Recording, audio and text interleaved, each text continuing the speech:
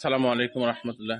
পাখিকে ভিটামিনের পাশাপাশি অ্যান্টিবায়োটিকের পাশাপাশি আপনি কি অনেকেই জানে না এই বিষয়গুলো, অনেকেই জানে না। পাখি কিন্তু কিডনি, পাখির লিভার এগুলা কিন্তু ভালো রাখতে হবে।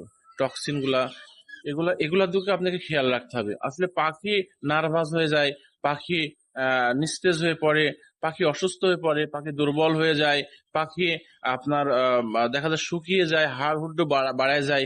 এগুলা কিন্তু দুর্বল থাকলে, এগুলা কিন্তু নষ্ট, ড্যামেজ হয়ে গেলে কিডনি, লিভার, আহ টক্সিন যুক্ত পাখিগুলা। এই জন্য আপনাদের কিন্তু এদিক খেয়াল রাখতে হবে। এই জাতীয় মেডিসিন গুলা সেবন করাতে হবে। আপনার পাখির শরীর থেকে টক্সিন বের করার যে মেডিসিন সেটা ব্যবহার করতে হবে। যেমন টক্সিনের যেগুলো 2+ আছে, অন্যান্য কোম্পানি যা আছে আপনারা সেটা যেটা ভালো মনে করেন ভালো কোম্পানি দেখে নেবেন। তারপর লিভার টনিক আপনাকে ব্যবহার করতে হবে। লিভারকে কিন্তু ভালো রাখতে হবে, পাখির লিভারকে ভালো রাখতে হবে। লিভার টনিক আপনি ব্যবহার করতে পারেন, সেটা যে কোম্পানি সেটা ভালো কোম্পানি বেছে নেবেন।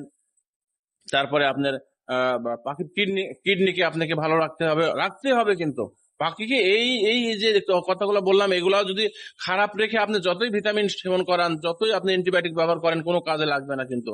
আপনি অ্যান্টিবায়োটিক চালাবেন, আপনার এই তিনটা এই যে লিভার টনিক, কিডনি গুলো তার দুর্বল আছে, অসুস্থ আছে, নষ্ট হয়ে গেছে, আপনার পাখি কিন্তু আপনার সুস্থ হবে না। ঠান্ডার ডোজ করাবেন, কাজে লাগবে না। আমাশার ডোজ করাবেন, যেমন ওই যে কৃমি থাকা অবস্থায় যেমন ভাবে কোনো মেডিসিন দিলে কাজ করে না, ঠিক আপনার পাখির কিডনি এবং লিভার যদি খারাপ থাকে আপনি কোনো কাজে লাগবে না। বিধায় আপনার কিডনিকে ভালো রাখতে হবে। নেফ্রোকেয়ার আছে, বিভিন্ন আছে। তারপরে মানুষে খায় যে অ্যালকুলি দরকার, সেটা ব্যবহার করতে পারেন।